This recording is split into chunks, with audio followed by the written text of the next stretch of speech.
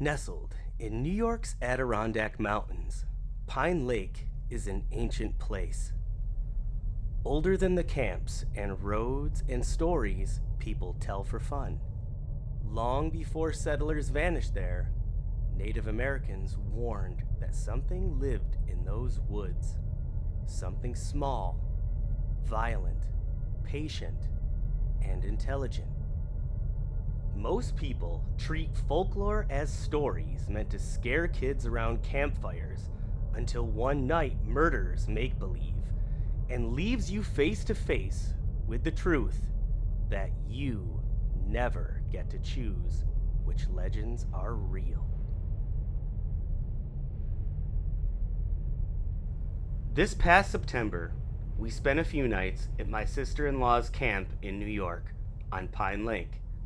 My husky, Ozzy, was having trouble getting along with my brother-in-law's aggressively annoying Doberman, Jax.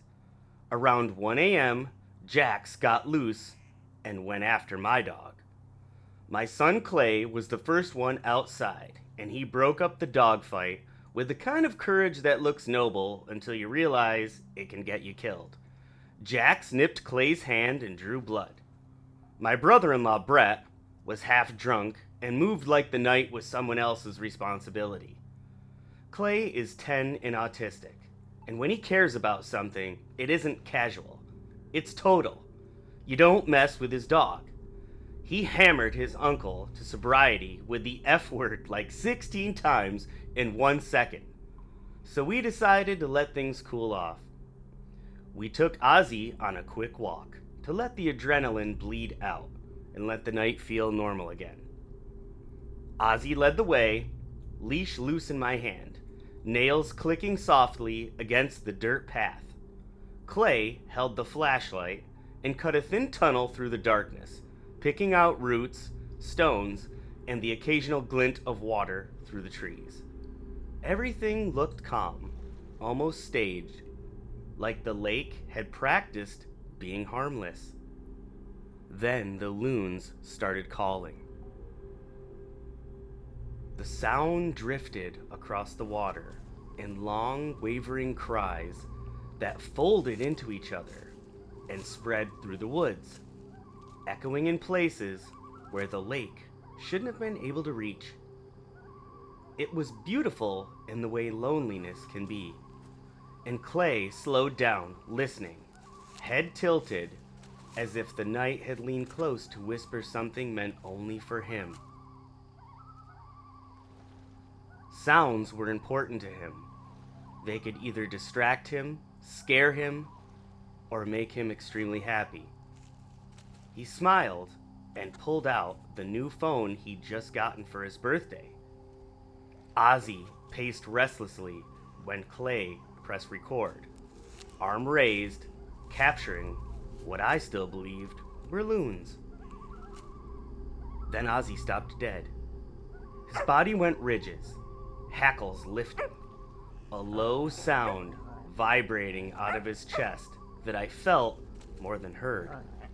Before I could speak, a rock came flying out of the dark and slammed into his side, hard enough to knock him off his feet. Everything after that arrived in fragments. Sticks cracked down with brutal precision. Stones struck again and again. Teeth got into him, biting deep, tearing with practiced speed. The sound Ozzy made cut off suddenly, replaced by wet, choking noises that ended almost as soon as they began, because he was being pulled apart in multiple directions. They were small but dense with muscle, shoulders hunched, heads pressed forward as they moved. In the darkness, I could see dark, coarse hair clung to them in uneven patches, worn thin where cords and bones rubbed against skin. Their faces were flat and wide, mouths pulled back to show too many teeth, and eyes bright and alert in a way that felt aware and awake rather than animal. One of them lifted its head, Blood smeared across its mouth and looked directly at Clay, mockingly, not unsimilar to a macaque, but something much more sinister and human-like. It launched toward him with a speed that didn't belong to something that size. My world collapsed into a single truth. My son was about to die. I threw myself in front of him, charging without thinking. Hands ripped at me immediately. Small and impossibly strong fingers dug into my face and hair. Something sharp drove into my eye, and the world went white with pain on one side. The pain exploded through my skull as teeth tore into my ear and I felt cartilage give. I raised my hands to protect myself and felt fingers wrench at them until bones scraped with dull, sickening pops. They climbed on me the way monkeys climb trees, clinging and shifting, biting and striking with feet and fists, their weight dragging me down into the dirt. And the loons kept calling across the lake, mocking me, wrapping the sounds of the attack in something that could still pass for peace if you were far enough away. They drove my face down into the dirt, and I couldn't get back up. Pain was everywhere and nowhere. My cheek pressed into wet earth that smelled like leaves and rot. From that angle, I could still see Clay with my one good eye standing there, pale and streaked with tears. The creatures turning toward him with sudden, focused interest. If I stayed down, we were both dead. That realization snapped something awake in me. I grabbed Clay's wrist and yanked him close, forcing his eyes to mine. He still had the flashlight raised like it meant something, and my voice came out low and steady, even as pain shook my body, and the ringing in my torn ear screaming like metal grinding inside my skull. I told him to stay quiet. Then I told him where to look. At the ground. Not the trees or the sky, but the ground, because that's where they moved fast and low and were using the shadows like doors. I told him to listen, not for the sound itself, but for how the calls overlapped, because the loons weren't right. The timing was off. The echoes landed too clean, too evenly spaced. Every time two cries braided together, something shifted in the brush nearby.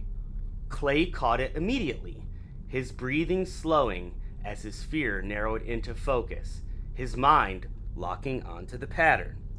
Prior to this night, I had never understood what they say about young football players, that with experience, the game slows down for you, that in the heat of the moment, when the pressure is on, everything becomes clear and the world slows down, and you and your instincts control your movements, allowing you to effortlessly make plays.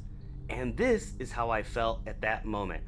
I was hyper aware, and everything was starting to slow down. And to beat them, I had to think like them and let instinct guide my way.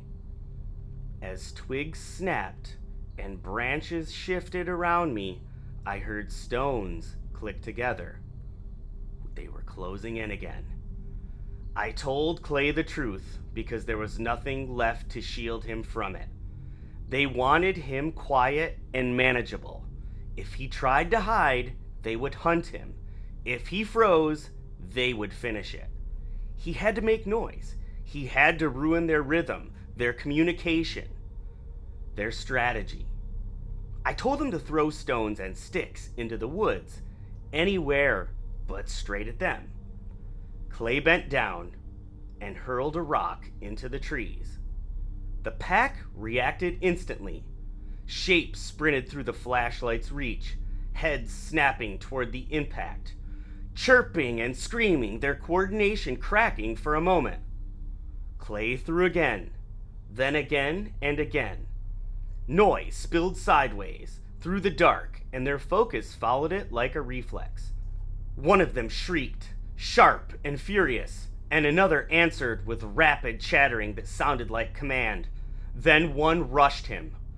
It came in low and fast, stone raised, mouth pulled back, and that horrible half grin.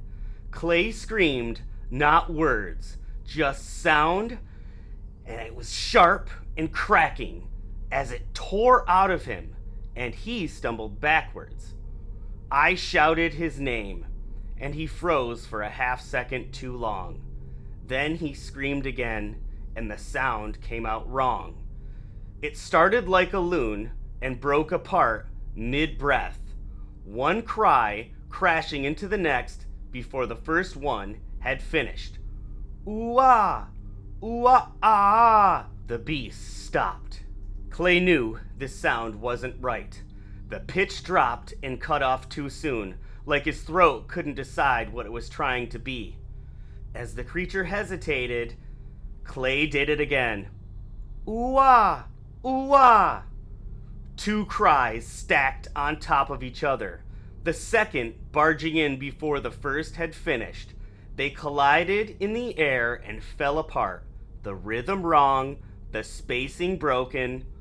The woods reacted immediately.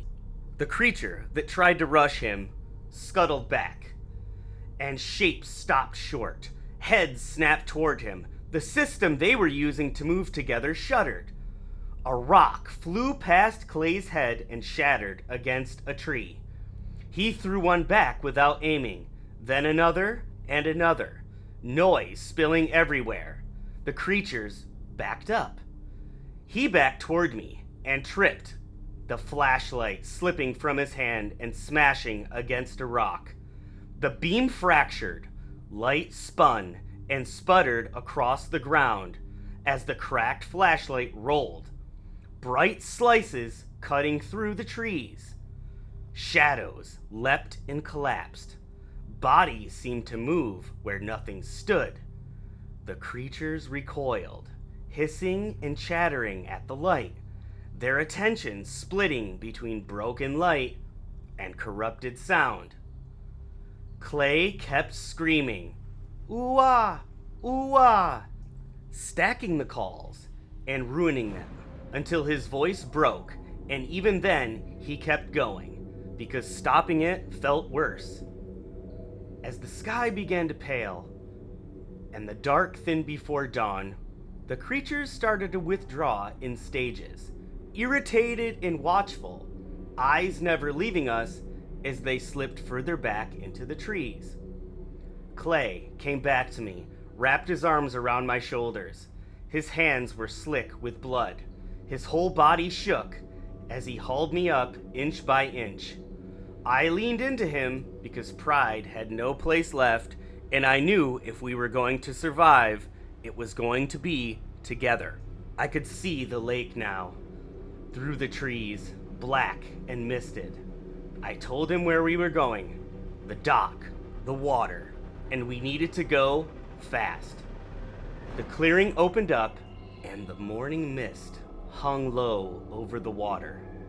I couldn't see the dock yet, but I knew where it was because I'd walked it in daylight just hours ago.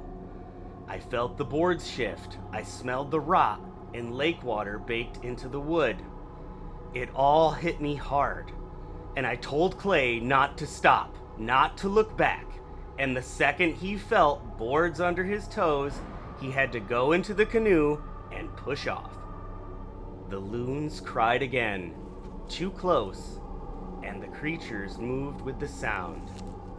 They broke from the trees as we hit the clearing, bodies low and fast, snapping branches under their feet. Rocks flew immediately, cracking into the ground and skidding across the boards as we stepped onto the dock.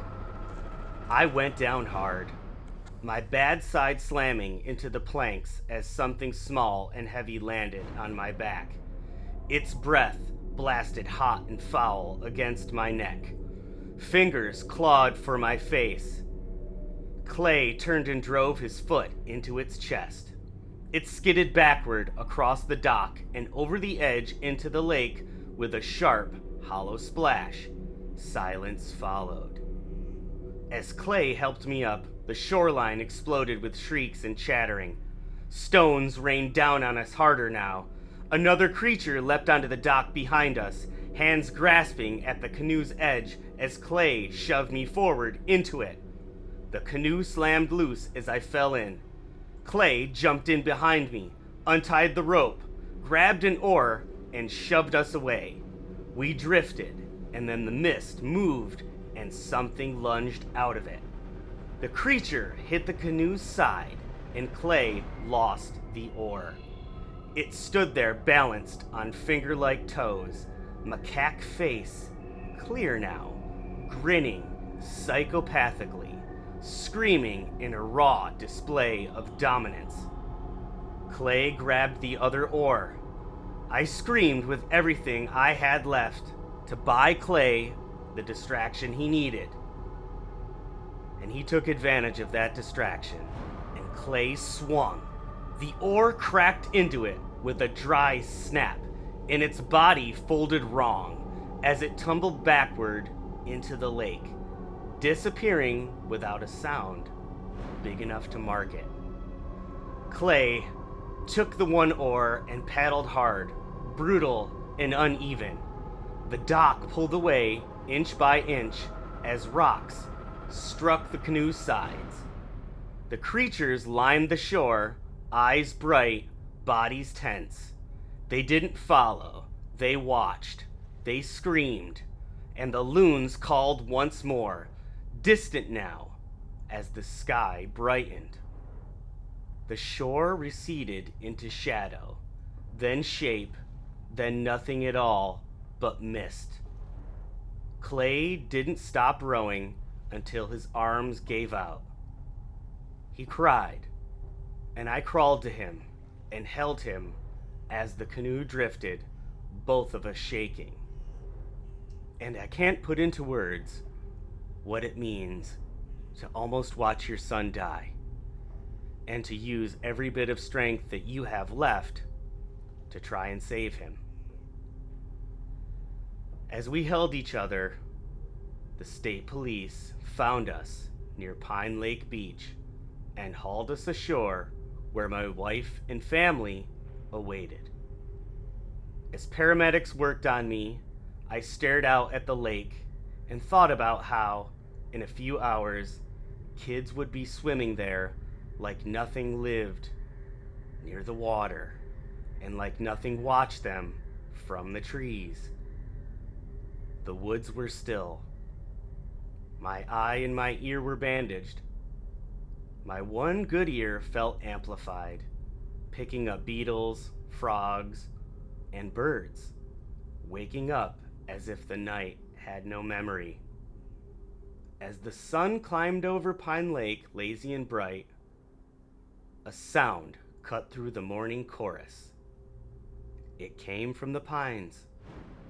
Clay grabbed my hand so hard, it hurt, and I grabbed back. It started like a loon call, then overlapped itself halfway through, one cry interrupting the other, practiced and precise. Ooh-ah, ooh-ah. The sound stopped too early.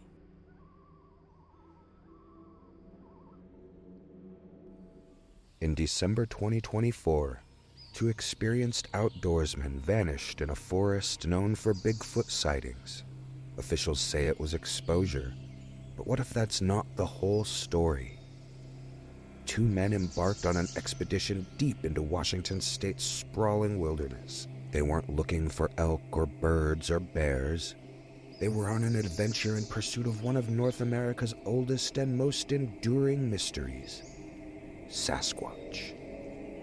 But they never came home. And what authorities say was exposure might be something much stranger.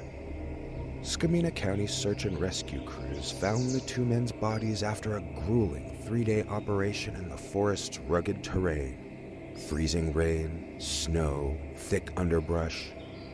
Officially, exposure claimed their lives, but as we'll explore, the circumstances raise questions that go beyond hypothermia and bad luck. Two men, 59 and 37 years old, setting out into an area widely known not just for its breathtaking beauty, but for a long history of Bigfoot lore. They were last seen on Christmas Eve, planning to return home later that day. Instead, their vehicle sat abandoned on a small dirt road deep in the forest. And then, the search began. The Gifford-Pinchot National Forest is over 1.3 million acres of dense trees, steep slopes, and dark canyons.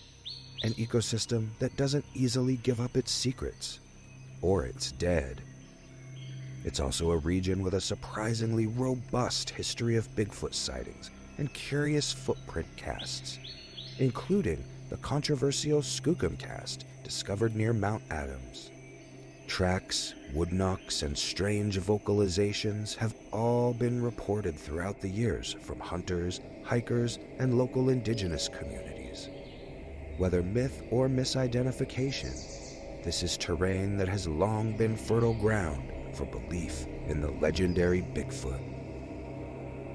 Very little has been said publicly about the case. Authorities quickly put forward the simplest and most obvious explanation: exposure. The winter weather turned brutal. The two men weren't equipped for days in the forest, and the wilderness was unforgiving. But here's what they didn't and couldn't explain: why two experienced outdoorsmen hiking this terrain specifically in search of Sasquatch evidence ended up so far off course that they were never heard from again.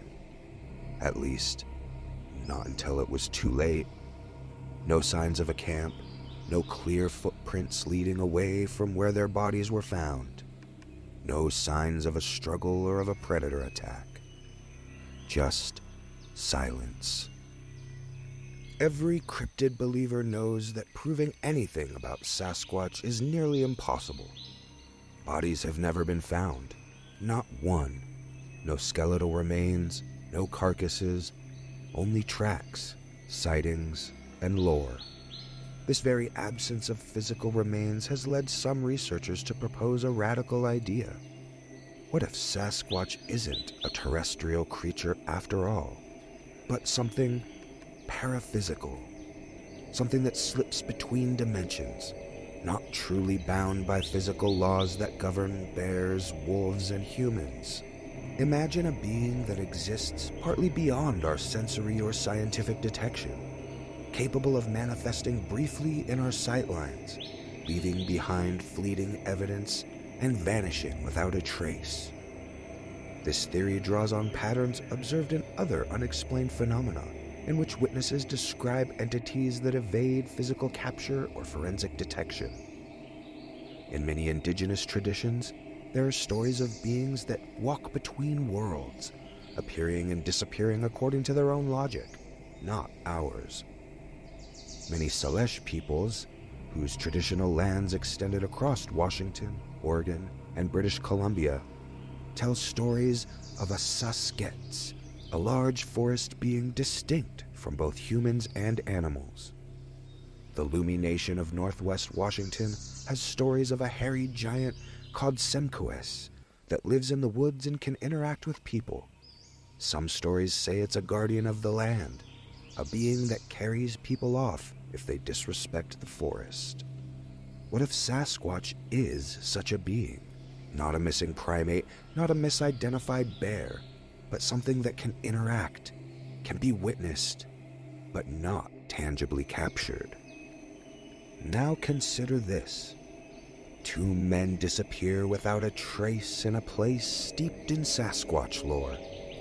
Their bodies are found far deeper in the woods than they should have been. No signs of predation, no tools, no camp, only days of empty wilderness in either direction. And a mystery. Is it possible they encountered something that doesn't leave conventional physical evidence? And that the official explanation of exposure is simply the default in the absence of clear physical trauma? If Sasquatch can avoid detection, avoid leaving remains, perhaps it can also elude any definitive forensic signature in an encounter. This isn't about dismissing the tragedy or the very real dangers of winter wilderness travel. Hypothermia and exposure are genuine risks. But in this case, the context, the setting, the expedition's goal, the absence of expected evidence, all of it invites us to explore alternative possibilities. Could we be looking at an example of an entity that interacts with our world, yet remains forever outside the grasp of traditional science? Could this explain why Bigfoot's remains have never been recovered, why footprints crop up and vanish, and why evidence seems more impressionistic than material? No one answer explains every detail, but when we approach mysteries not just with skepticism, but with curiosity, we open the door to new ways of thinking, even if they challenge our most basic assumptions about reality. What happened to those two men? Exposure, perhaps. Or perhaps something deeper, something unseen, something Sasquatch. Horror. You're listening to Nerd Horror Stories, a twice-weekly horror anthology series. No commentary, no long intros, just stories. Stories to fall asleep to, stories to keep you awake, and stories that feel close to home. Please subscribe